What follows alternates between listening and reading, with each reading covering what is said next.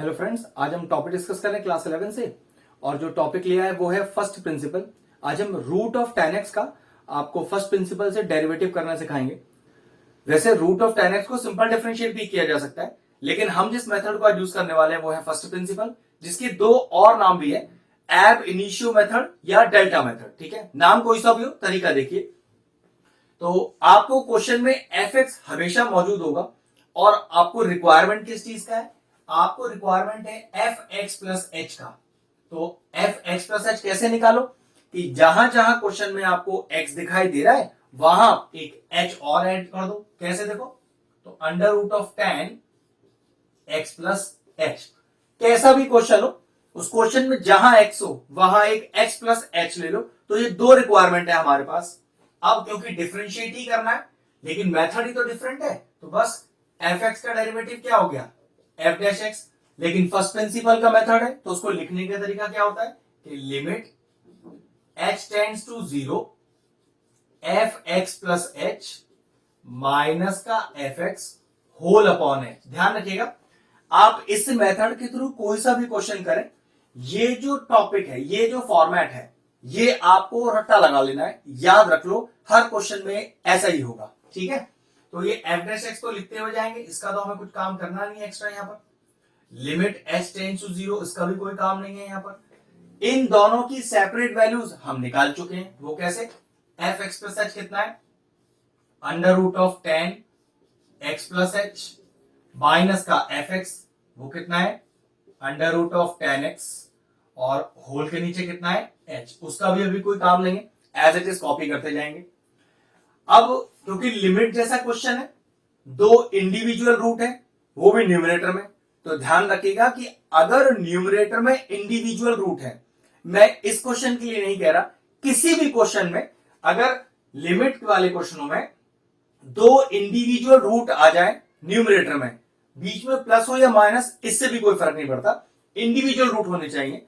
तो क्या करिए, इस साइन को रिवर्स करके, माइनस है तो प्लस, प्लस है तो माइनस, दोनों as it is, sine reverse करके ऊपर नीचे मल्टीप्लाई कर दीजिए। देखिए मैं क्या कहना चाह रहा हूं, f dash x is equal to limit H tends to 0, इसको तो एज इट इज, इसमें तो कुछ काम अभी करना नहीं है, तो root 10 x plus H minus का root 10 X whole upon H, bracket लगा लीजिएगा।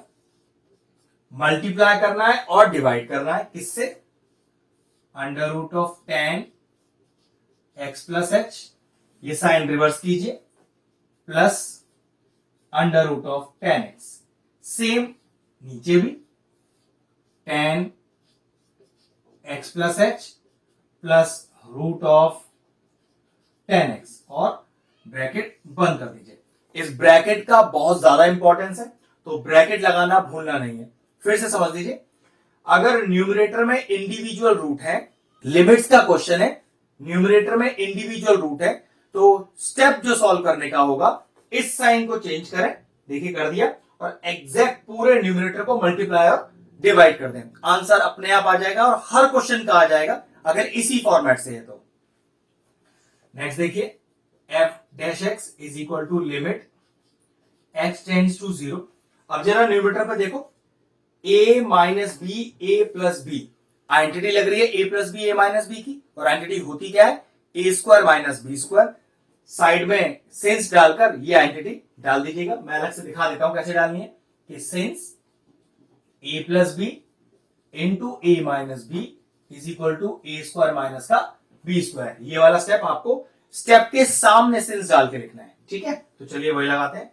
तो a square minus B square, ये पूरा ए हो गया और ये पूरा बी, सेम, ये ए और बी तो सेम ही है ना, तो a square minus B square, तो under root of 10 x plus h का होल स्क्वायर, ये हो गया पूरा ए स्क्वायर माइनस का बी स्क्वायर, तो अंडर रूट ऑफ 10 एक्स का होल स्क्वायर। ये इंपॉर्टेंट स्टेप है, जहां पर भी हम इस तरह का ये मल्टीप्लाई डिवाइड वाला स्टेप डालते हैं, 100% उन क्वेश्चनों में न्यूमरेटर में ए स्क्वायर माइनस बी स्क्वायर की ही आइडेंटिटी लगती है हमेशा। और ध्यान रखना, अब डिनोमिनेटर में कोई काम नहीं है मेरा, सिर्फ कॉपी करते जाइए, कॉपी करते जाइए। लास्ट में अपने आप आंसर आ जाएगा। अब डिनोमिनेटर का काम खत्म, सिर्फ कॉपी करने का रह गया। तो h under root of 10 x plus h plus under root of 10x, ये ब्रैकेट में ध्यान रखिएगा, ये ब्रैकेट जो मैं बार बार डाल रहा हूं, आपको भी ये ब्रैकेट डालना उतना ही इंपॉर्टेंट है। बिना ब्रैकेट के मैथ्स में चीजें थोड़ी सी बिगड़ जाती हैं, तो बच्चों को अगर ब्रैकेट डालने की आदत नहीं है तो प्लीज ब्रैकेट जरूर डालिएगा, वरना फुल मार्क्स नहीं मिलेगा, स्टेप्स के मार्क्स कैंसिल आउट हो जाएंगे। ठीक है, चलिए इसके बाद का स्टेप देखते हैं। तो f dash x is equal to limit H tends to 0।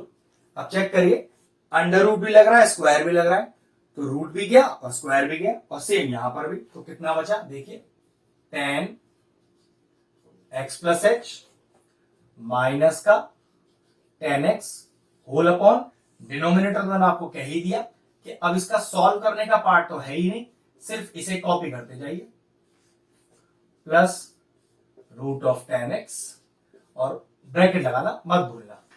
फिर एक चीज का ध्यान रखना है, tan, cot, sec, cosec को सॉल्व करना हम नहीं जानते, इनको सॉल्व नहीं कर पाएंगे।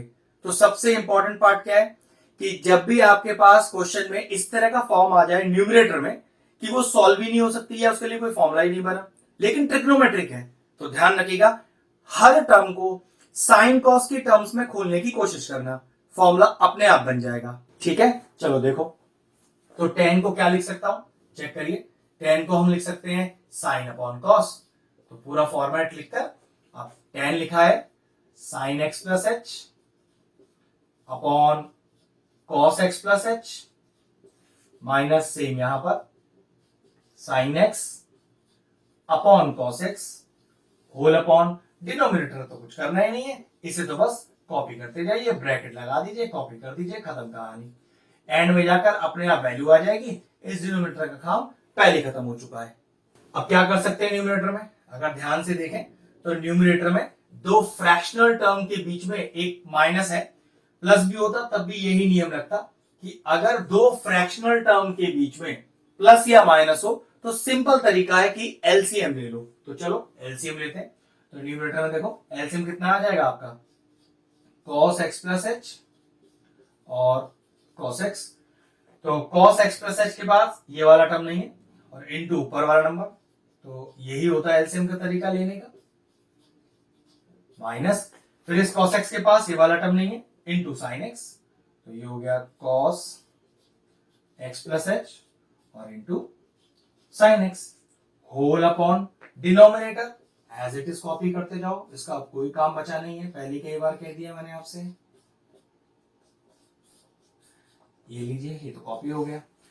अब अगर जरा ध्यान से न्यूमरेटर को चेक करें तो एक आइडेंटिटी लग रही है, sine a cos b minus cos a sine b. And what is sine a cos b minus cos a sine b, sine a minus b. तो चलिए वही लगाएंगे।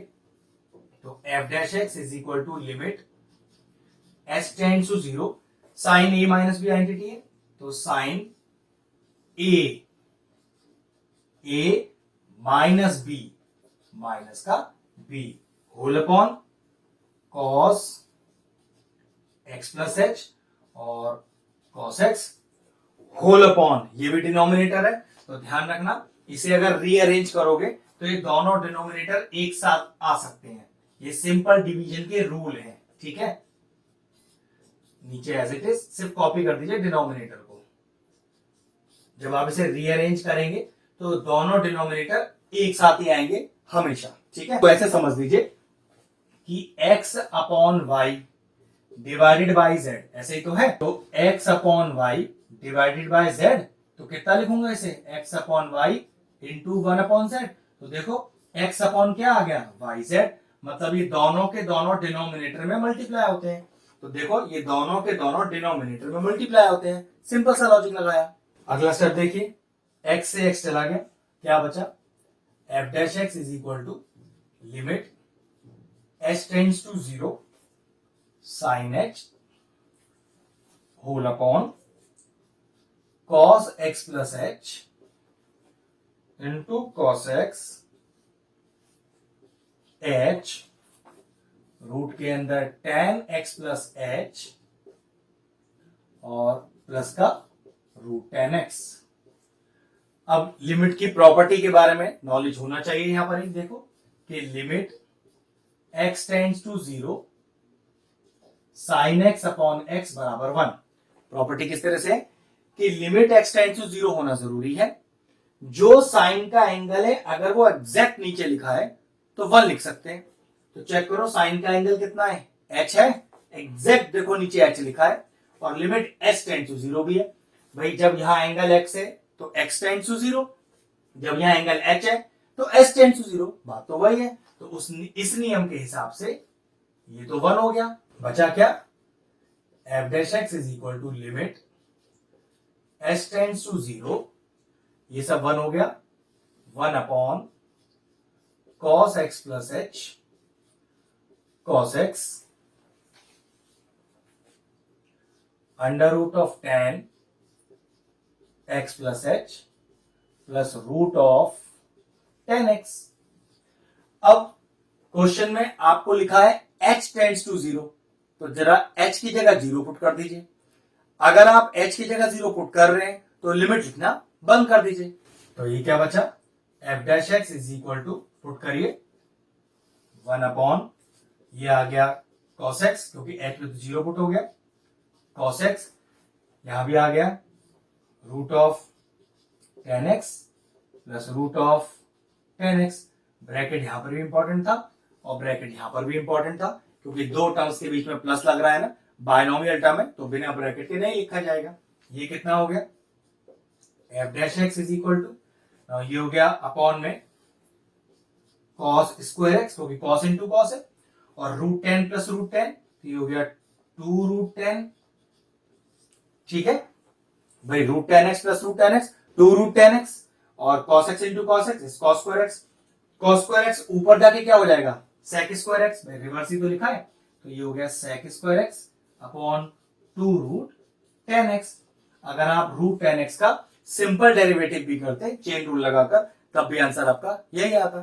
तो रूट 10x का डेरिवेटिव करके दिखाया by the method of first principle. Question finish हुआ, video finish करते हैं।